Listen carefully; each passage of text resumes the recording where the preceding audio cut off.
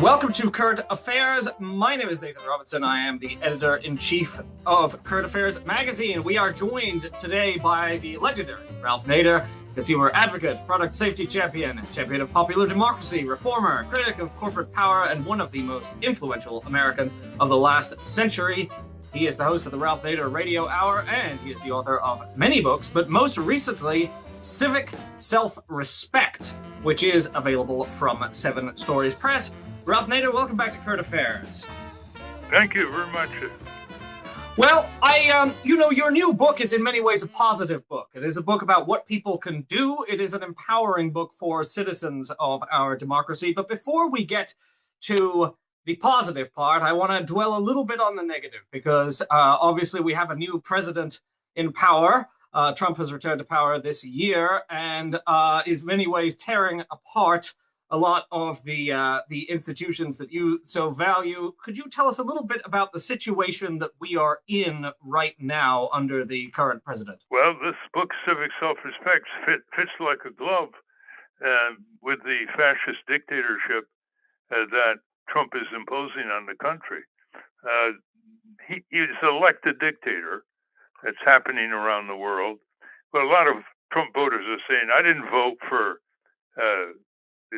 laying off workers and diminishing Medicaid and the Veterans Administration services and taking away food inspection workers from the meat and poultry line. So it comes down to this. Do enough people have civic self-respect to change their daily routine and to basically pick up the effort to stop the slide into an even more disastrous 3.5 years under the Trumpsters? It's obviously a responsibility of the Congress, the courts, the press, but underneath all of that is the level of activity of the ordinary citizen back home, which would filter back and give backbone to the media, backbone to Congress, and illuminate that the judges have got to be more than rubber stamps for the Trump fascism. And there's no other word for it. Notice this, Nathan. Just notice this. Doji, which is an illegal so-called advisory committee led by Elon Musk, focusing on efficiency and getting rid of waste, completely turned their back on the biggest sources of inefficiency, waste, and corruption, which is corporate crime, ripping off Medicare, Medicaid, other benefit programs, corporate welfare, hundreds of billions of dollars shoveled out by Uncle Sam under corporate lobbyists, subsidies, handouts, giveaways, bailouts, and all kinds of tax loopholes, and then a bloated military budget, which went the other way. Trump wants to add another $100 billion, more than the generals asked for, and that's, of course, a budget full of waste, fraud, and corruption by the military contractors. So that's what happens when people don't have enough self-respect. That's why this book is so personal. Not to me, it's personal to the roles people play. I'll tell you what inspired this book. I'd be speaking around the country, and after the session ended in the auditorium, people would often come up and they would say, well, Ralph, I'm a nobody, but I really have to ask you this question. And I said, you're a nobody? Hey, time out here. You're a nobody? What do you mean you're a nobody? Let's go through the checklist. Are you a citizen? Yes. Are you a worker? Yes. Do you shop and consume? Yes. Are you a taxpayer? Yeah. Do you vote? Yeah. Do you have kids? That means you're a parent, right? Sometimes they say they're a veteran. And that's the point I'm trying to make, that all these ordinary people have roles that they have some experience and expertise in, and they've got to give it in a daily, not very challenging manner, a civic dimension, a civic improvement dimension. And if they do, then you get that feedback. Like, that's why we're paying a little attention now to ultra-processed foods, and it's causing chronic illness and undermining the health of kids, in particular, junk food, junk drink. It's because a few people are pushing back from around the country, and they're getting the ear of some of the legislators and some of the people in the regulatory agencies. I want to get to this question of what people can what ordinary people can actually do, which is so important, because it's the number one question we get here too. Is people say, well, you've showed me all the things that are wrong, but what can I do? And your book is in many ways an answer to that. But I want to dwell. I want to just continue to dwell for a moment on the problems that we face. You've talked there about. I mean, you've used the term fascist and dictator to describe Trump. But Trump does so many things in quick succession that it can be hard to know what to focus on, what the most serious problems are. Steve Bannon says this is a deliberate strategy, which he calls flooding the zone. So how would you encourage people to think about, what the most serious crises and crimes are, the things that demand the most of our attention and our focused action? Well, we're not going to have to tell them, because it's coming now. They're seeing rising prices already. There's more unemployment. They're seeing the situation because of Trump, where people are being expelled from the country after their work in key service areas like harvesting our crops, cleaning up after us, taking care of our elderly and kids, home health care workers, and all the things that they're doing. So they're feeling it, and they're going to feel more of it. So the real answer to your question is whether they're listening to the radio or TV or social media, everything that the U.S. government is doing to help people is being slashed. People are being laid off, civil servants, right across the board. I mean, it's really quite extraordinary. It's like Trump has a checklist on how to hate the American people. I mean, just recently, they're cutting out critical things like the Chemical Safety Review Board, which is supposed to keep an eye on big chemical plants near cities so they don't explode. And that's a $19 million budget, and you cut it out. I mean, that isn't what the Pentagon spends in an hour. So they're feeling it. So the answer to your question is the crowbar, the main tool left that he can't control is the Congress. Now you say, well, the GOP controls the Congress. That's true. But the GOP is starting to have doubts already. With the Marjorie Taylor Greene said that if she knew that in the bill that she voted for in the House, the tax budget bill, that Trump wanted to preempt the states from regulating artificial intelligence, she would have voted against the bill. Well, two questions. What do you do, Marjorie Taylor Greene? You vote for bills you don't know what's in them? Number one, what do you have staff for? And number two, when that comes back to the House, it's going to be hard for, unless there are dramatic changes, it's going to be hard for Speaker Johnson, who is really a terrible, evil guy. Oh, I mean, just listen to what he's saying. And a total tale of Trump. He's going to have trouble getting it through. Well, where's the feedback coming? Where do you think? Town meetings are jammed. People are pushing the Democrats, saying, what are you doing back there? Get more comprehensive. We want you to go on the offensive here. Yeah. And so that's the kind of feedback that they're getting, in addition to, social media pressure.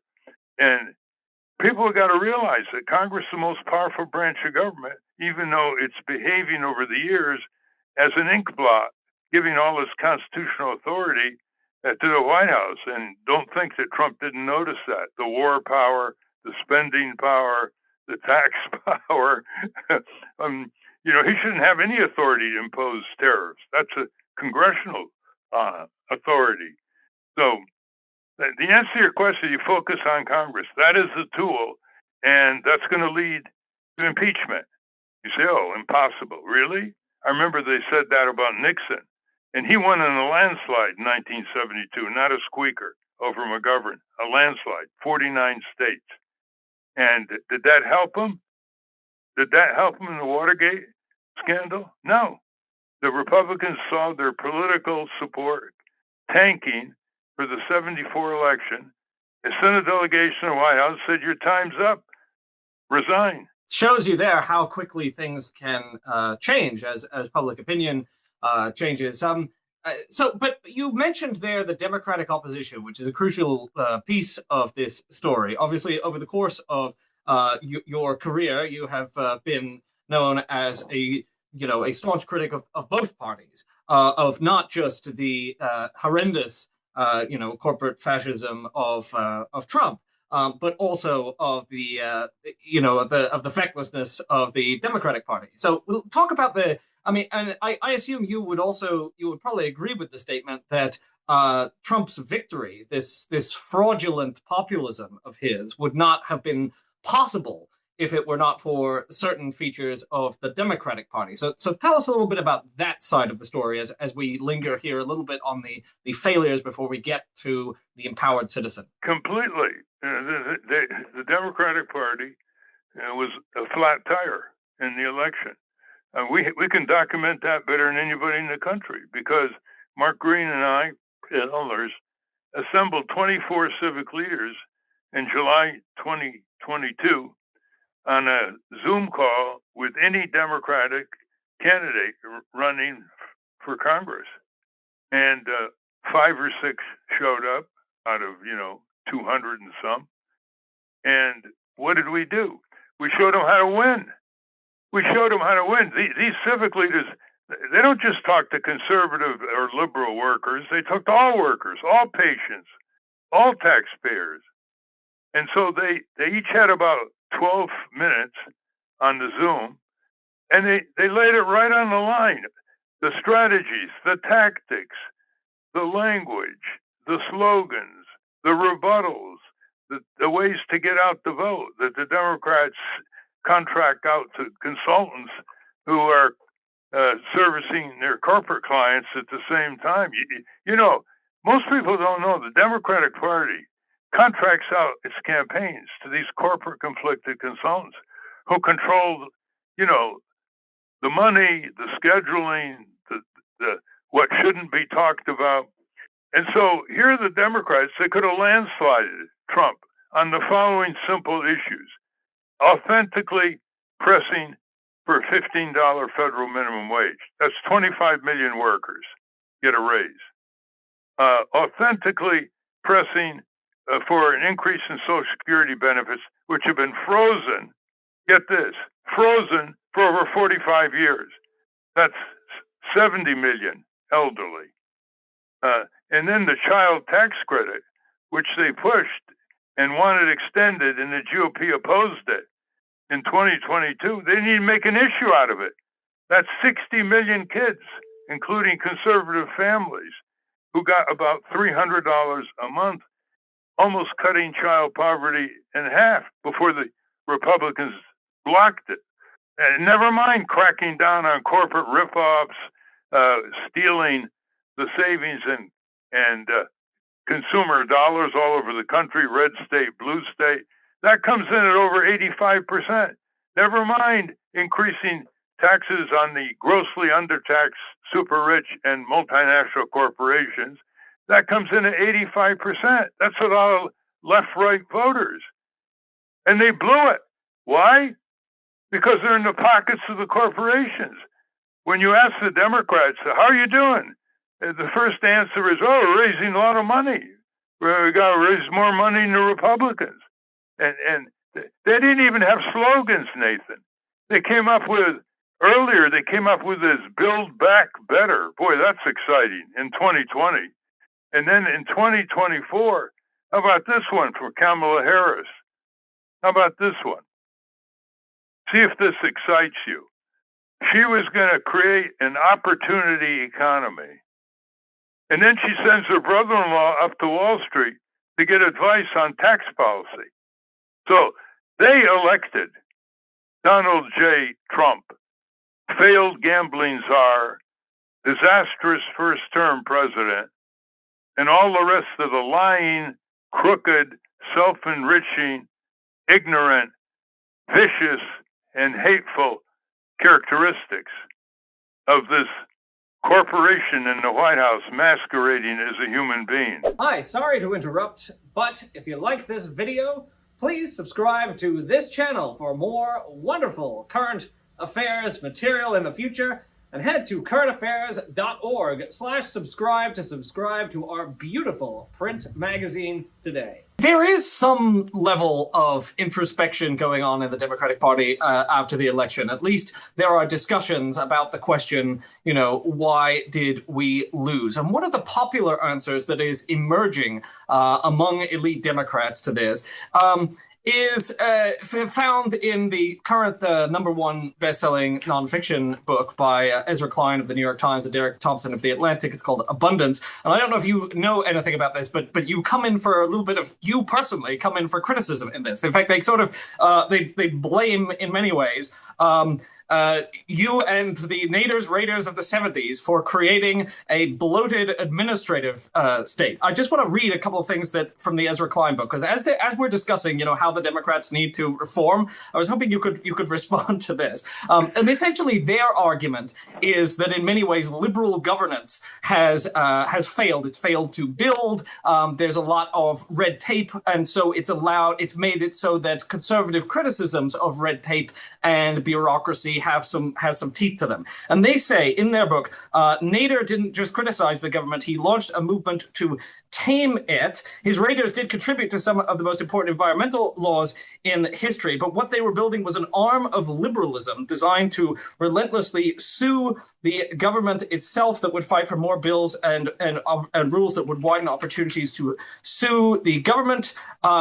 Nader himself said, I don't know anyone who sued more agencies at one point. And they said Nader and his raiders believed in government. They defended it from conservative assault, and yet they created laws and processes that were available to bog clean energy projects down in environmental reviews, and processes that were able to stop governments from building highways through your town, but could also keep a nonprofit developer from building affordable housing. I don't know if you've heard about this criticism and how you would respond to it, because a lot of there's a big abundance conference now that's had congressmen at it. A lot of them are kind of latching onto this narrative that in some ways efforts to tame the government ended up making the government ineffective. Shame on Ezra Klein. The Democrats always scapegoat their losses. It's never their fault. They never look in the mirror. They're always looking at the Green Party did it, and Dr. Stein did it in Pennsylvania. And so the problem with Ezra Klein is he never talks to people like us. He doesn't put people like us on the program. He doesn't know how to use phrases like corporate crime or corporate welfare. So let's address what he's saying. So we got a lot of good laws through in the early 70s and late 60s. They were laws to save lives on the highway, in the marketplace, in the food arena, in the hospitals. There were laws to reduce air and water pollution, to make household products safer. So basically, it was the government saying to corporations, you're not going to decide who's going to live or die anymore by your profit calculation. You're going to have to meet mandatory safety standards. So what's so wrong about that? You would think he would at least focus on all the lives saved and remarkable reduction in lead poisoning of people's body with the end of lead-based paint and gasoline, and cleaner water and so forth. Instead, he hops on this obstruction by bureaucracy, and you can't get anything done in terms of projects because of all the permit complexities. Well, see, he doesn't go deep enough. For example, the greatest obstructions often come from corporations demanding waivers, demanding all kinds of things for their own preference, like the tax code is massive and full of loopholes and inefficiencies and preferences and privileges. That's the result of all the corporate lobbying. So he doesn't mention the role of the tax code. He mentions if you want to get a building permit in New York, it's like a nightmare. And there's a lot to that. But to blame consumer advocates, environmental advocates, why don't you blame the local government and the various business interests who get locked in and demand this kind of response or this kind of product or this kind of material or this kind of review? To make Ezra Klein's narrow argument legitimate, he's ascribing too much power to the people instead of the corrupt politicians who are always responding to one special interest after another that has a stake in a particular project or a particular undertaking that we used to call public works. The problem with Ezra Klein is he doesn't focus on the corporate domination of our political economy, of our culture, of our children sufficiently, and he's lost his way. I want to turn to this vision of an empowered, active citizenry that you have laid out in this new book, because, as I say, you don't dwell on all of the crises and problems so much in this book. You talk about what it means to be part of a democracy, and you take people who feel, I think, probably more disaffected, more separate from the political process than ever, who really feel deeply cynical about the media, about Congress, about the presidency, about institutions generally. I mean, they're losing trust in universities, in scientists, and you try and give them something, and you say, well, here's what it could be, here's what your role could be. So lay out for us a little bit more specifically what that is that you're telling these people who come up to you. Well, I'm telling them, stop making excuses for yourself and rendering yourself powerless, and then you either turn on yourself, you pick up an addiction, or you get nasty, or you get cynical and put people like Trump who lie to you in office. So the first step in civic self-respect is just to get people to say, I count, I matter, I have significance. And how do you get them to say that? Look at history. Why do you think Richard Nixon, arch conservative corporatist when he was president, signed into law the Environmental Protection Agency, the Occupational Safety and Health Administration? You signed into law the Product Safety Commission. You put in an environmental advisor in the White House that Congress wanted him to do. The air and water pollution laws, except the water pollution law, he vetoed. But why did he do all that? Because he heard the rumble from the people coming out of the 60s. He was the last Republican to fear liberals. He heard the rumble. And every citizen can contribute to that rumble. They can contribute when these politicians come around the campaign and shake hands. They can not just be flattered by them and smile. They can demand something. They can hold their hand in a handshake until they get a commitment. They can summon them to their own town meetings. We even have a summons where people can turn it around instead of the senator representative choreographing it. So that's what you're seeing around the country right now. You're seeing the rumble starting to increase, and you're seeing young challengers of Democratic corporate incumbents, primaries. You're seeing that. You're going to see at least 15 to 20 challengers of old line Democrat incumbents like Richie Neal in Massachusetts, who was a corporate Democrat and felt pretty good about the Trump tax cuts when he became chair in 2019 of the House Ways and Means Committee. He said he wasn't going to revisit them. He's being challenged. They're being challenged in Michigan. They're being challenged in a congressperson in Florida. So you're getting an electoral rumble. An electoral rumble expands when more people have the civic self-respect. Civic self-respect is not just for ordinary people in their various roles.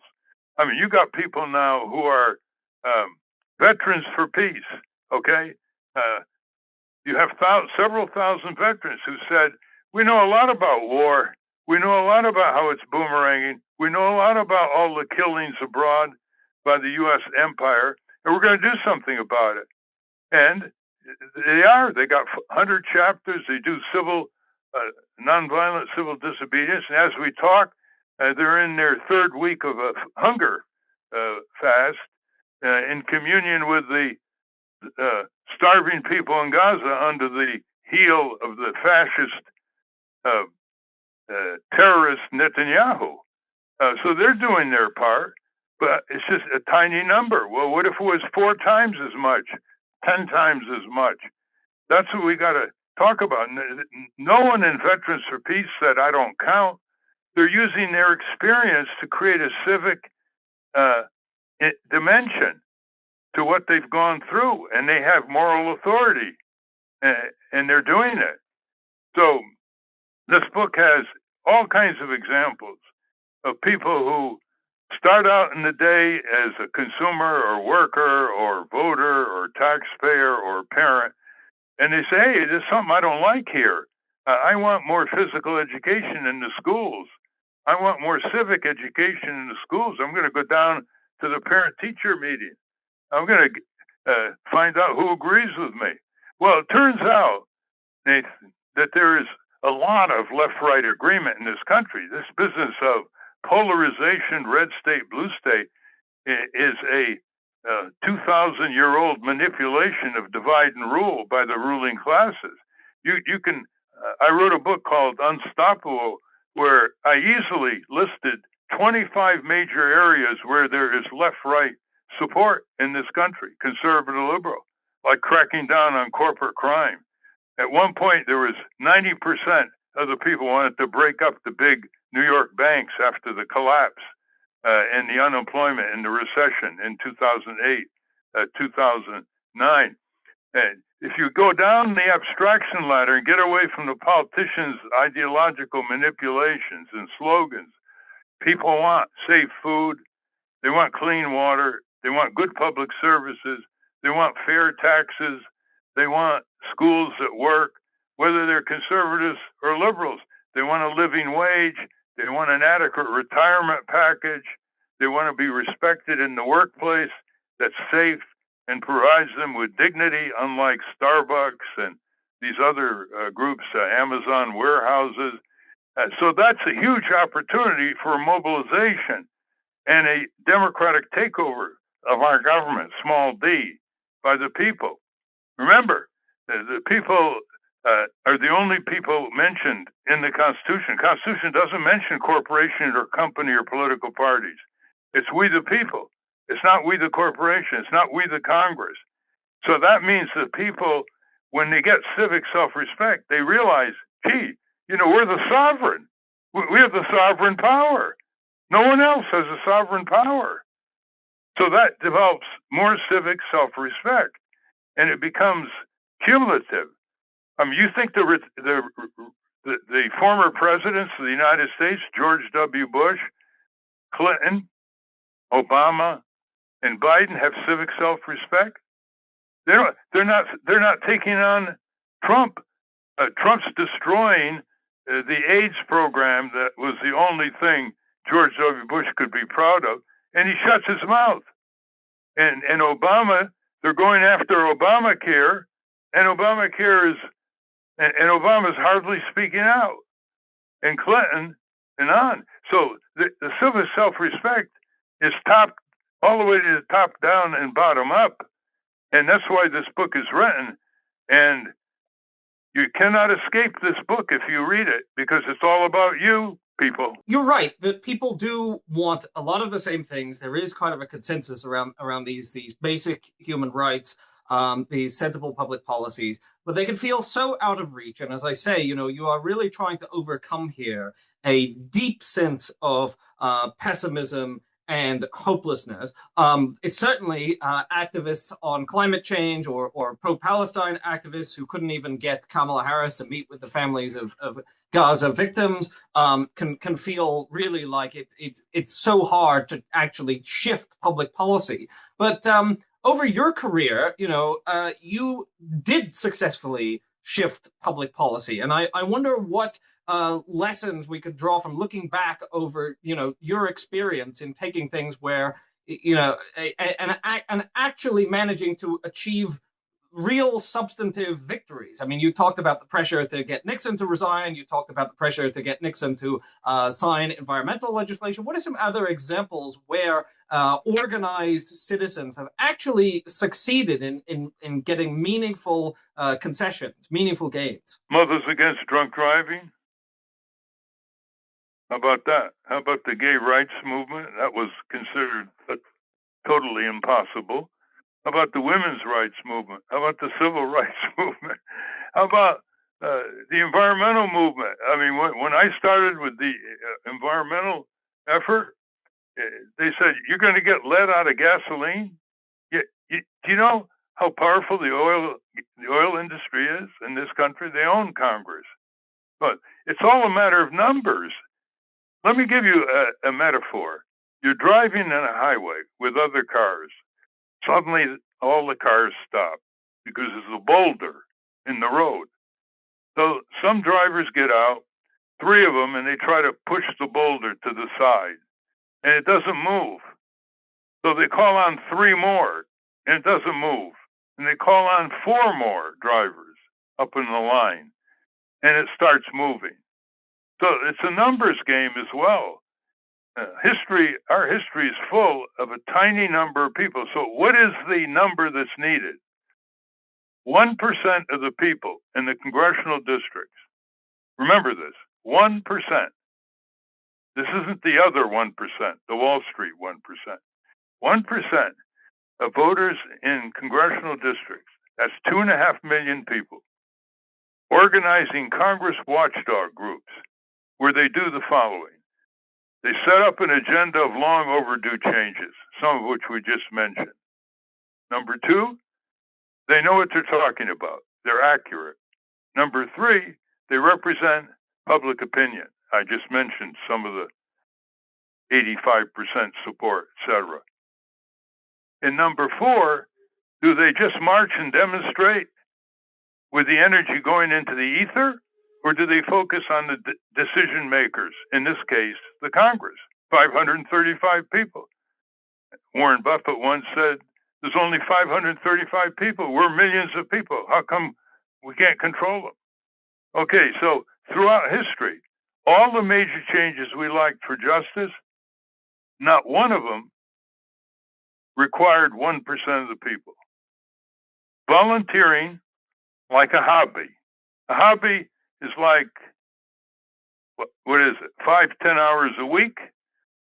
Those who volunteer, Congress Watchdog Group, you set up an office with 2 full-time people in each district to do the daily work. They summon the members. They're not working with email, not returned, phone calls not returned. They summon them to town meetings, 500 clear signatures on a petition with the description of what the person is, the occupation, email, signature will get you a member of Congress regardless to your town meeting with very few exceptions. And 1,000 on a petition will get you a senator. That means you got the power that you have delegated to the senator's representatives sitting right there in front of you. No flacks, no intermediaries, no one in between. And you, the citizenry, run the town meeting. We want universal health care. Every other country has it. 2,000 people a week are dying because they can't get diagnosed and treated in time because they can't afford it. We want it. The public wants it. We're sending you back to Washington. That kind of specific, informed demand.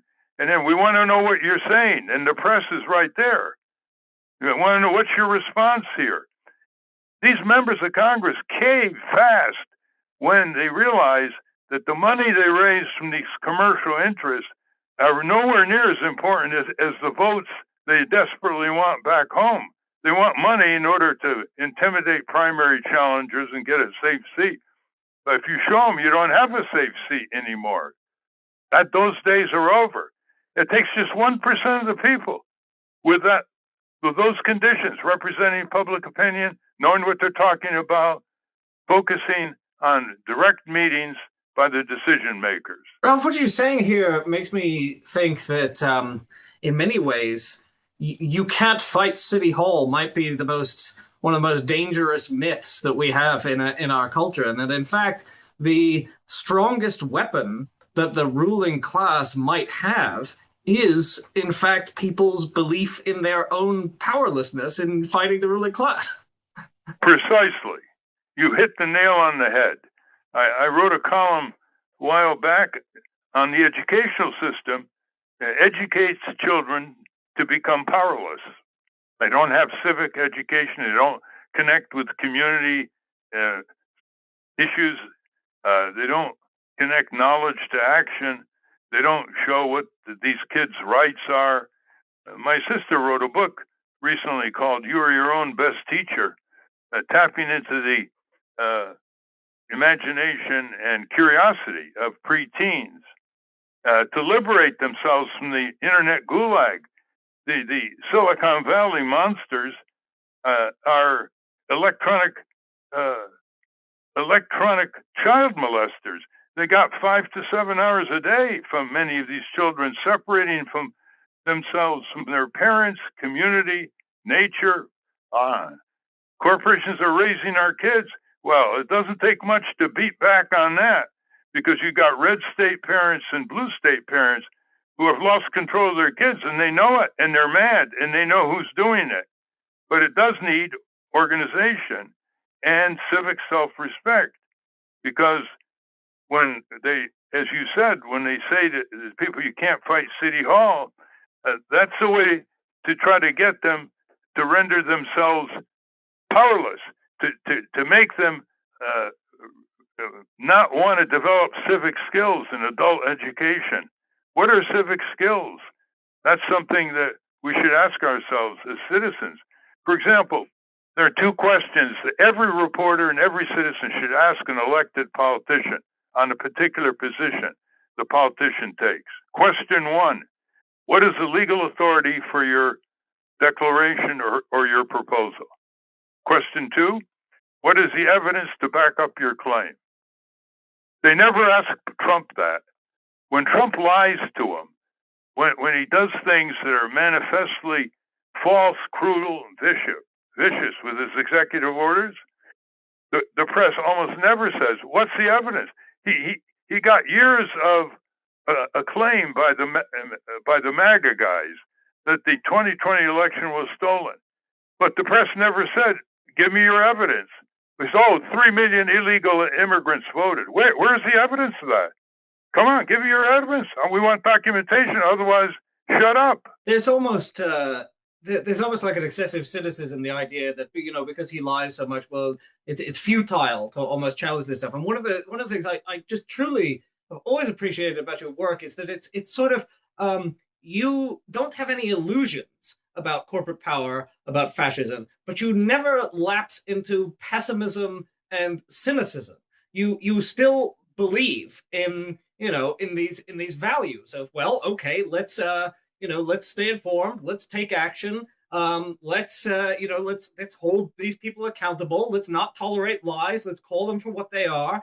And you manage somehow in a world that to many people can seem so bleak that it's not worth trying to do anything.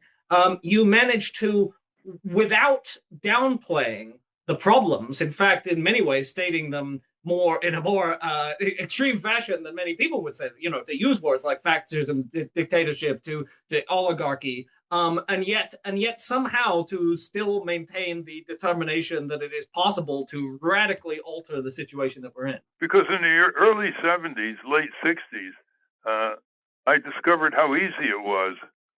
We reached a point in Congress where we could pass almost any consumer bill. The only question is whether it could override a veto.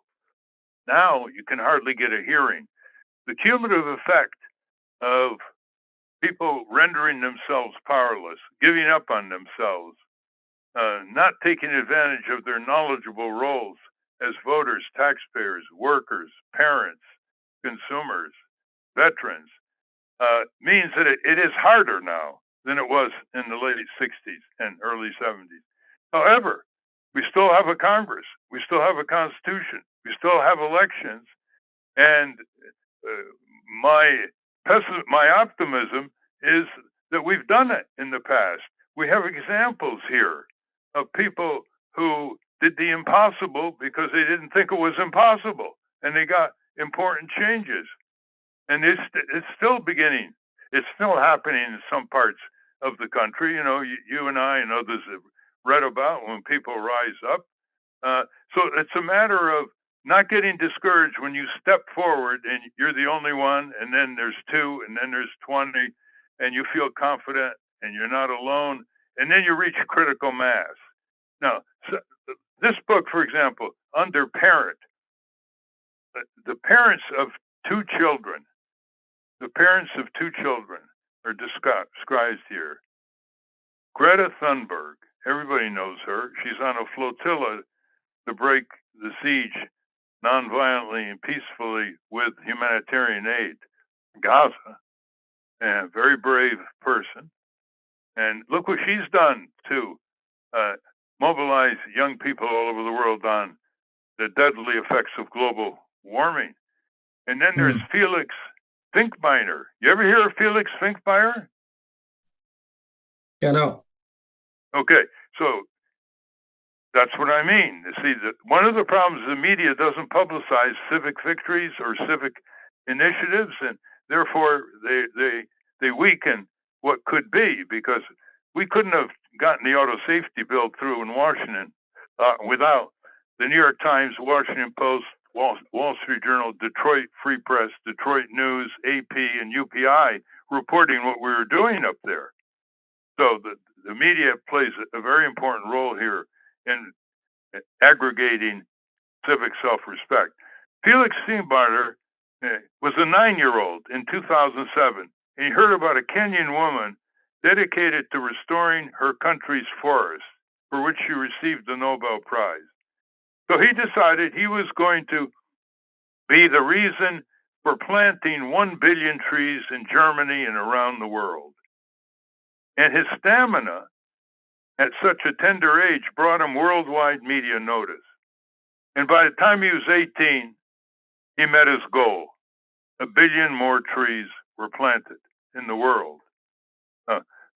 This book is full of examples like that, where people have a higher estimate of their own significance, Nathan. That's what it comes down to, civil self-respect. That's what Obama, Biden, Bill Clinton, and George W. Bush do not have as former presidents. And they could have a major impact. After all, they received the votes of tens of millions of people, and people know their names, and they're not standing up to Trump. They have no civic self-respect. A couple of points there. I mean, Obama, one of the things that struck me was, his movement was all about him and electing him. Hillary Clinton's slogan was "I'm with her, not she's with you." Not about empowering the people in that movement. And you mentioned Greta Thunberg. She obviously, she was just a teenager, just like a 15-year-old who decided to do something. And accomplished such a great deal as just a normal 15-year-old who had that sense of determination. I love the one of my favorites is the campaign in the U.S. to abolish pay toilets. In Europe, you have to pay to use public toilets all over the place. But we don't have that in the United States because there was a movement. There's all these wonderful examples of there being a movement. By the way, emotionally, what I'm recommending in terms of civic self-respect, emotionally, it's not a very happy life to go through day after day being ripped off, disrespected, calls not returned, benefits not provided by insurance companies. So when you have civil self-respect, you have a more interesting, meaningful, and happier life because you're not sitting there taking all the crap that people have to take every day. You're in the fray. You're in the arena. And I remember we did a book once on women activists, and the writer went all over interviewing these women, women in England against the nuclear arms race, women trying to stop a nuclear plant in Michigan, and so on. And when she came back, we interviewed her, and I said, Anne, you've been all over interviewing these amazing women who never were active before and became civic advocates and leaders. What's your major impression that you got from them? And she said, my major impression? I've never met happier people. Can I ask you then, just to close here, personally, you are now 91 years old. As you look back on your life, you gave up a lot. You've worked very hard. I mean, how do you feel when you think about, how you chose to, you made choices, right? You graduated Harvard Law School. You could have gone to corporate law like all your classmates, and you chose a life that was probably exhausting and frustrating in many ways, but I assume you come to a similar conclusion about and feel satisfied at the end of the day. Well, when you see how many lives have been saved because of simple safety devices and motor vehicles, every day you're reminded. I mean, every day I hear trucks backing up with the bell. Don't you hear that every day? Yeah. Well, they used to call that the Nader bell. And because we found that trucks backing up without a bell have killed people and kids. They don't see the kids, and they drive over them. And now all over the country, the trucks are backing up with bells, and you don't see many fatalities from what was a very avoidable risk pattern. That's just one example. So, in answer to your question, what worked early in the 60s and 70s, and then the corporations counterattacked, and the Congress got more corporate legislators, and we know what happens in the White House, and the media started backing off. There's no Phil Donahue show to reach 10 million people anymore to give voice to all the major dissenting movements that prevailed, from civil rights to women's rights to consumer rights to environmental rights. There's no such program anymore. That's gone. We're not invited to congressional hearings anymore. Congress is on a Tuesday to Thursday week when they're in session. They work at about 135 days a year, Tuesday to Thursday week. So they don't have Monday and Friday to do hearings. They don't have the kind of citizen hearings anymore. All this, by the way, is why we started this new publication called Capitol Hill Citizen. And so that continues to be gratifying. But what is appalling is the collapse of so many of these wonderful efforts beneath the bulldozers of corporate supremacists and their political toadies in Washington state legislatures and city council. So you always have to anticipate that after your success, there's going to be a counterattack, and you got to anticipate it. And what happened is that millions of Americans took these changes for granted and didn't realize that they or their predecessors were responsible for the rumble from the people that transformed the Congress and began to pay attention to the necessities of the population.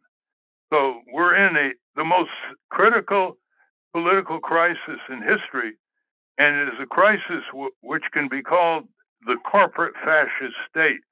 As more and more Silicon Valley artificial intelligence connects with the Pentagon, connects with the crazies in the Trump administration, and so the forces of fascism are tightening, suffocating the initiatives of a genuine democracy. So that simply presents a stark choice, doesn't it?